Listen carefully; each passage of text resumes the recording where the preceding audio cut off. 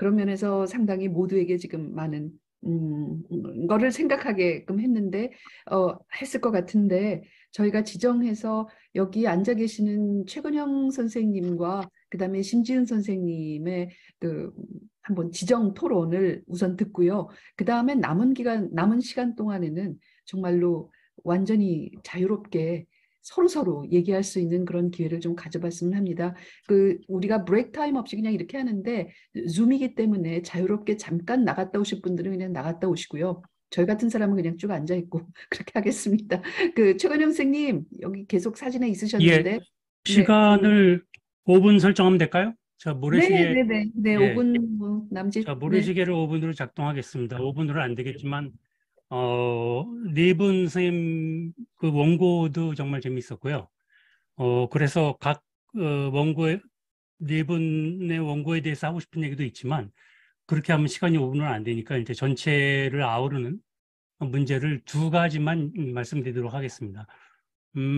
저는 학부에서는 주로 전쟁과 평화와 안내 카레니나를 교양 과목으로 하고, 도스토옙스키는 죄와 벌과 카라마조프를 교양 과목으로, 그 외 학기는 대부분이 이제 돈키호테와 잃어버린 시간을 찾아서를 왕복하고 있는, 네, 그래서 로장 선생님의, 이현우 선생님의 여러 가지 이야기가 아주 흥미로웠는데요. 그러한 교양 교육에서 도스토옙스키 톨스토이를 다루는 입장이 제 소개를 대신할 수 있을 것 같고, 그다음에 대학원도 비교문학에서 주로 강의를 하고 있기 때문에 소속만 논문과로 돼 있지, 사실은 도스토옙스키 톨스토이를 비교문학적인 시점에서 다루고 있다. 그리고 프루스트와 같은 명실공히 최고의 도스토옙스키 후계자에 대해서 이야기를 한다면 더 많이 할 수 있겠지만, 오늘은 좀 그런 기회가 아니니까 최대한 네이버네 선생님의 아주 흥미로운 이야기에 대해서 전체를 아우르는 이야기만 두 건을 말씀드리겠습니다. 제가 말씀드리고 싶은 토론자로서의 핵심은, 작가 일기, 굳이 제목을 붙인다면 오늘 두 분의 페이퍼에서도 나왔습니다만은, 작가 일기는 작자 일기가 아니다. 말하자면은 작가라는 것과 창작자라고 하는 것은 다르다. 여기에 우크라이나 전쟁에 대한 이야기도, 문학사에 대한 이야기도, 두 작가의 기여도에 대한 것도 저는 포함시켜서 그렇게 말씀드릴 수 있을 것 같습니다. 그러니까 이 창작자, 작자라는 말을 좀 꺼리는 경향이 있는데, 사실은 50년대, 60년대 전만 하더라도 창작자, 작자라는 말은 아주 자연스러운 한국어였단 말이죠. 그거를 억지로 저자의 죽음이라든지 작가의 죽음으로 대신하는 것은 오류다. 그러니까 일단은 서사나 서사시라는 말의 혼돈도 그렇지만, 담론과 서사가 같은 말로 잘못 쓰고 있는 신의 21과 같은 뭐 이런 매체도 문제지만, 작가와 작자를 구분 못하는 건 심각하다고 생각해요. 그래서 텍스트에 관여하는 창작자, 작자가 우리의 관심이지, 이 작가가 뭐 도박자였는지, 아니면은 솔지니친과 나보코프가 만났는지 못 만났는지, 왜 못 만났는지, 아니면 도스토옙스키 톨스토이가 어떻게 그런 미망인을 통해서 간접적인 만남을 했는지, 이런 것은 좀 부차적인 것이 아닐까. 그래서 차라리 나중에 나온 그런 작품끼리의 논쟁이나 만남이죠, 차라리. 그죠? 두 작가가 얼마나 치열하게 작품을 통해서 같은 시대에 치고받았는가. 그러니까 체오비 톨스토이를 만나는 그런 차원하고는 비교가 안 되잖아요. 그러니까 그런 부분들을 생각을 한다면, 역시 작가 일기라는 것과 작가 일기가 작자 일기가 아니라는 것, 창작자 일기가 아니라는 거를 좀 먼저 생각을 해야 된다. 그래서 제가 두 가지를 말씀드린다고 했는데, 첫 번째는 아무래도 우크라이나 전쟁 문제가 되겠죠. 두 번째는 이제 두 작가가 창작자로서의 기여도라고 하는 것이 얼마나 어마어마한가에 대한 이야기인데, 그거는 오늘 나온 네 개의 페이퍼에 대한 어떤 일종의 코멘트로서 말씀을 간단하게 드리도록 하겠습니다. 벌써 3분이 지났네요. 1분씩. 우크라이나 문제는 정말 심각한데, 일단 저는 이 전쟁이 언제 끝날지 모르겠지만, 이 전쟁으로 인해서 러시아 문학사가 완전히 바뀔 거라고 생각하고 있습니다. 지난 학기에는 그런 우크라이나 역사와 고골의 직관과 고골의 초기 작품을 학부 교양 과목에서, 중부 유럽이라는 교양 과목에서 읽었는데, 우리가 그런 시베리아의 향수라고 하는 차원과 말하자면 소련이나 러시아에 대해서 우리가 가지고 있는 어떤 노스탈지아, 어떤 감상 내지 우리가 겪었던 근대사 때문에 가지는 감정과 그리고 해금이라고 하는 것을 맛본 이러한 감정, 러시아 문학을 전공하는 사람들의 이런 감정, 이런 것들과 미국이나 러시아, 소련이라고 하는 제국주의와는 구분을 해야 된다고 저는 생각을 해요. 그런 국가 체계를 제국주의를 우리가 좋아할 수는 없다고 저는 생각을 하고 결국은 뭐 오늘 아침 뉴욕타임즈 국제판에서도 지금 우크라이나의 세계 최고의 그런 무기들이 집결하고 있다라든지 이런 천박한 타이틀로 나오고 아까 뉴요커에서도 그런 얘기가 나왔지만 도스토옙스키 수업을 할 수 없다 하는 이런 사람들이 어떻게 도스토옙스키를 이해하고 있는지 저는 이해가 안 갑니다. 결국에는 이것이 다 어디에서 왔느냐 하면은 러시아 제국주의, 러시아 제국이라는 기간이 너무 길었기 때문에 사실은 우크라이나와 벨라루시와 이 러시아의 3개국의 공통의 언어, 공통의 시주로서 키예프 루시라고 하는 이런 출발점을 우리가 잊고 있다 하는 겁니다. 그리고 제국주의 시간이 길었던 만큼 얼마만큼 이 우크라이나 혹은 이 유럽이라고 하는 정체성, 리투아니아, 폴란드, 우크라이나라고 하는 이 정체성이 유럽인지 서구 유럽이 유럽인지 이것도 다시 생각해야 될 시점에 와 있다고 저는 생각을 해요. 그리고 도스토옙스키나 톨스토이나 우리가 알지 못하는 그러한 증언을 통해서 혹은 작가의 말을 통해서 그걸 우리가 확인할 수 있는 것이 아니고 작품을 통해서만 확인할 수 있는데도 불구하고 이러한 어떤 도박자로서 도스토옙스키라든지 뭐 유대인 차별자라든지 혹은 전쟁에 참가했던 톨스토이라든지 뭐 이런 사람들이 가지고 있는 코사크나 우크라이나나 폴란드인들에 대한 이런 생각, 유대인들에 대한 생각 이런 걸 가지고 이 두 작가의 어떤 창작자로서의 정체성을 이야기한다는 것은 명확하게 다른 것이다. 저는 그렇게 생각을 합니다. 그리고 이제 우리가 살펴봐야 될 것은 우크라이나 전쟁이 지나면은 고골이란 도대체 누구였는가? 이 두 작가가 고골을 어떻게 읽었는가? 이게 심각하게 다가올 거라고 저는 생각을 해요. 그리고 그 고골에 대한 어떤 배움과 고골에 대한 콤플렉스와 고골에 대한 어떤 죄책감, 뭐 이런 것들이 좀 생겨나지 않을까? 이거 많은 설명이 좀 필요한데, 결국 고골이 러시아어로 썼다고 해서 러시아 작가인가? 벨라루스의 작가도, 우크라이나의 작가도 러시아어로 썼다 했을 때 그 러시아어는 이 키예프 루시의 공통의 중세 러시아어의 현대판의 러시아어이지 그것이 다른 것이 아니다 하는 거예요. 그걸 우리가 잊어서는 안 된다는 거예요. 그리고 결국에는 그런 17세기의 바로크와 폴란드, 서구 유럽의 어떤 문화를 공유했던 우크라이나와 코사크의 어떤 정체성이라고 하는 것이 이 러시아, 제정 러시아의 문화 안에서 얼마나 커다란 것이었는가. 이거를 생각하지 않으면 고골도 우리가 오해할 수 있고 도스토옙스키 작품에 나오는 고골에 대한 코멘트도 그리고 도스토옙스키가 정말 결정적으로 찾아냈던 그러한 패러디에 대한 것도 이데아에 관한 것도 소크라테스에 대한 논쟁도 이것도 다 놓칠 수가 있다. 그것이 우리가 우크라이나 전쟁을 통해 생각해야 될 문제라고 생각하고 문학사 전체가 지금 문제가 될 것이다. 또 하나는 뭐 시간이 지났습니다만은 30초 내로 끝내겠습니다. 두 사람의 기여도라고 하는 것은 그래서 결국은 작가가 아니라 창작자로서의 기여도를 우리가 생각을 한다고 어마어마하게 많은 거죠. 거듭해서 말할 필요가 없겠지만 이 사람들에 대해서 우리가 비교문을 하는 시점에서 보면은 그런 톨스토이야말로 1850년대, 60년대에 이미 의식의 흐름이라든지 그죠? 내적 독백이라든지 이미 체르니첵스키가 평론에서 언급한 이러한 대가들입니다. 그러니까 서구 유럽보다 얼마나 많이 앞섰는가 하는 거죠. 의식에 관한 탐구자로서 이 톨스토이의 기여 하나만 보더라도 그리고 안나 카레니나에 대해서 지금 나오는 수많은 영화 버전을 보세요. 그 영화 버전에서는 얼마나 많은 다른 거를 캐치하고 있는가. 그러니까 그만큼 어떤 슈크롭스키가 언급했던 감각의 철학자였고 톨스토이는 뭐 그거 하나로도 대표할 수 있겠고 도스토옙스키는 뭐 말할 것도 없겠죠. 그런 모든 아무도 타치할 수 없는 그런 인간의 의식의 움직임에 대한 도스토옙스키의 어떤 이 발견이라든지 어떤 소크라테스와의 그런 간접적인 이데아라는 단어가 왜 도스토옙스키 소설들에 그렇게 갑자기 나오는가?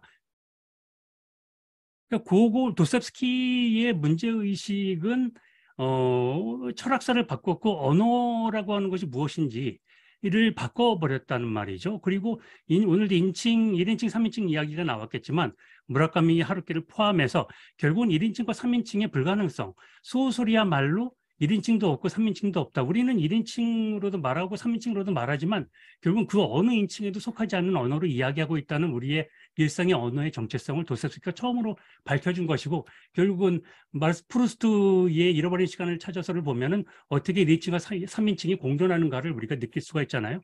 그러니까 최대의 수혜자죠. 도스토옙스키의 그러한 어떤 발견에 대한. 그러니까 이러한 은유와 환유에 대한 것도 그렇고 인칭하는 것도 그렇고 간접화법이라고 하는 것도 그렇고 모든 언어가 결국은 간접화법이다 하는 이런 모든 발견이 어디에서 왔는가? 도스토옙스키에서 왔단 말이죠.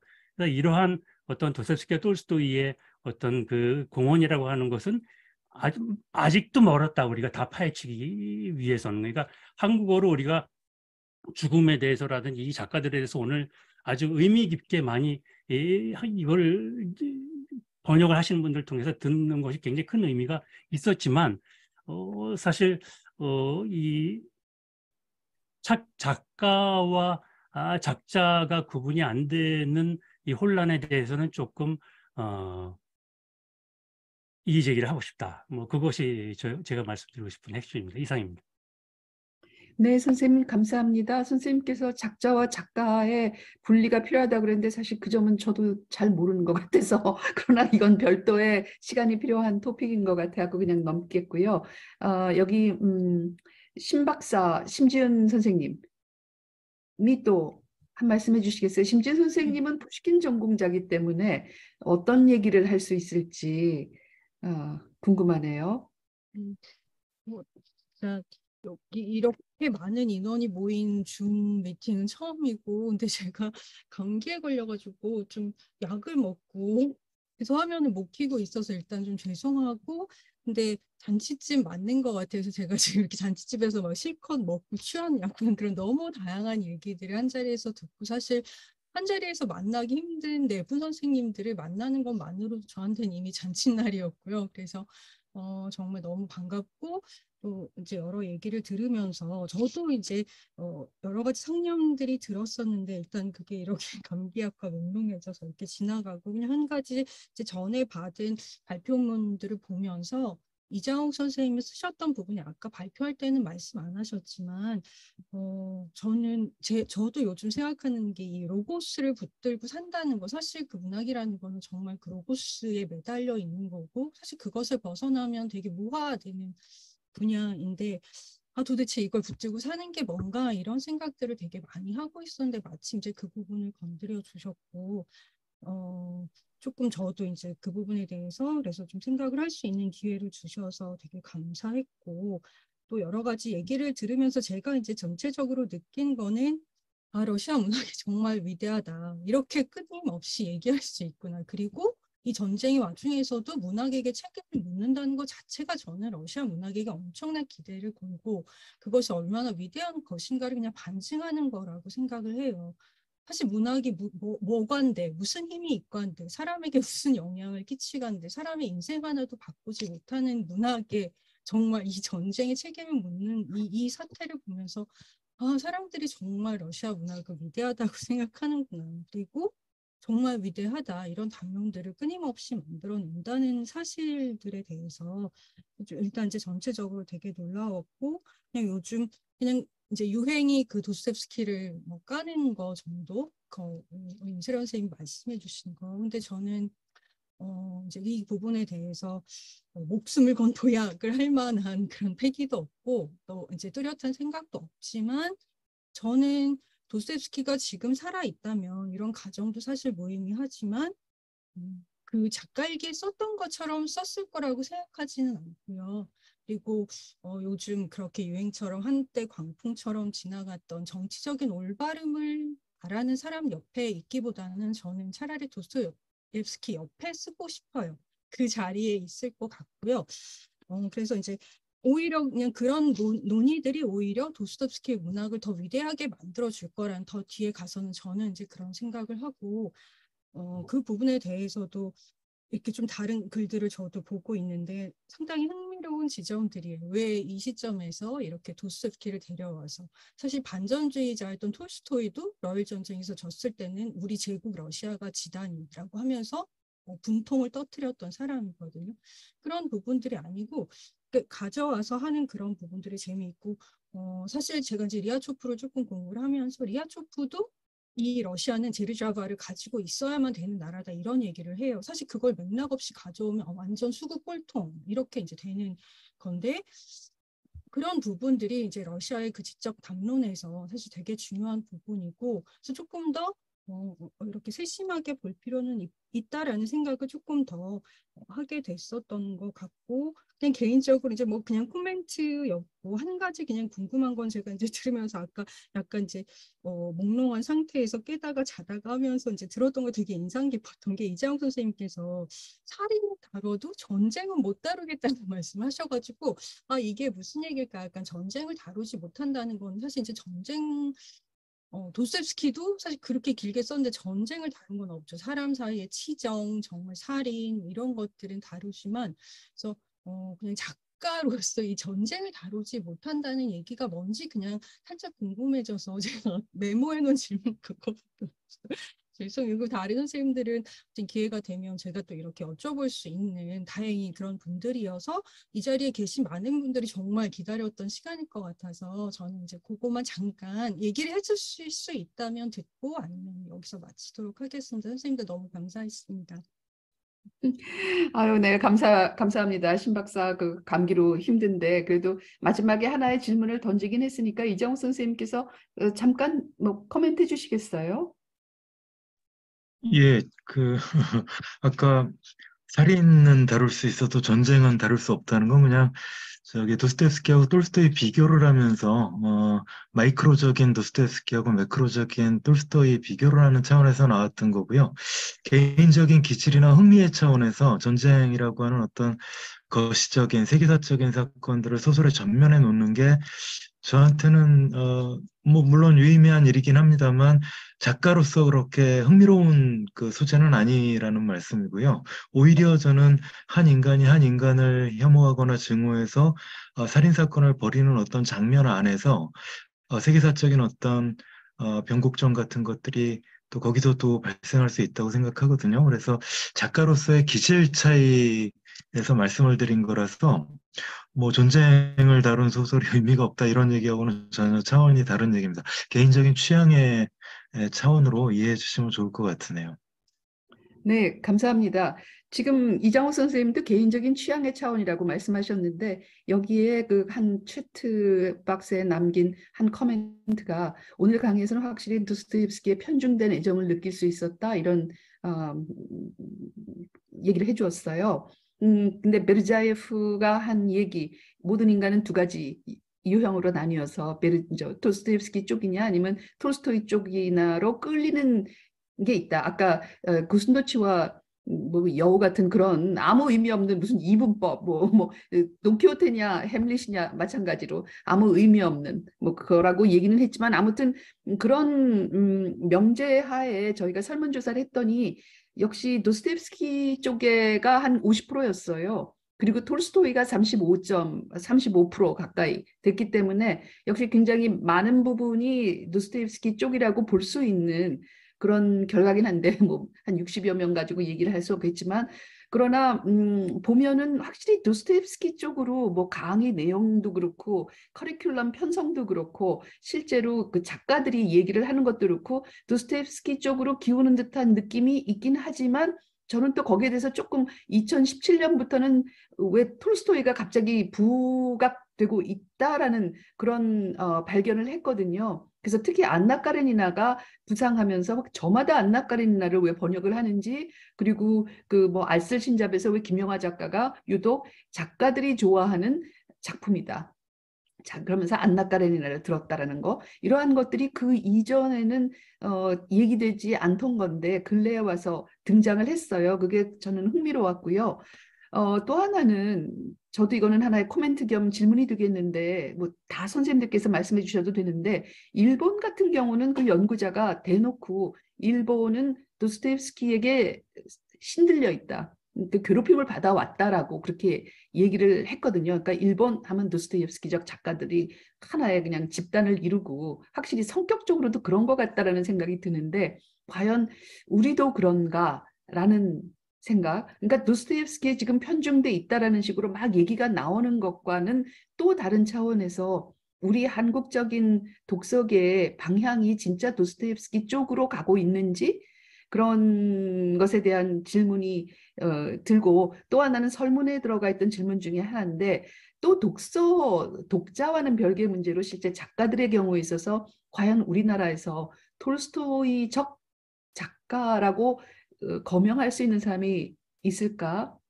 근데 거기에 대한 대답도 선생님들께서 결과물을 보면 알겠지만 2명이 얘기가 됐는데 뭐 1위가 박경리 선생님이었고 반면에 그럼 우리나라 문학에서 도스토옙스키적 작가라는 사람들을 들 수 있을까 했을 때는 그보다는 훨씬 많은 사람이 등장을 하면서 도스토옙스키 작가 이정성 선생님도 거기 들어가 있었던 것 같은데 하여튼 굉장히 우리나라 사람들에는 뭐 박경리 선생 또 등장하고 한강 또 등장하고 이러면서 우리나라 작가 중에는 도스토옙스키 쪽으로 기우는 사람이 많은 것 같다라는 그런 대답도 보여줬어요. 다시 이거는 60명의 설문조사 결과이기 때문에 제가 이걸 가지고 일반화할 수는 없다고는 하지만 제가 개인적으로 생각해도 우리 문학에서 톨스토이적 작가라고 말할 수 있는 사람이 요즘 있는가? 뭐 이광수 빼고 요즘.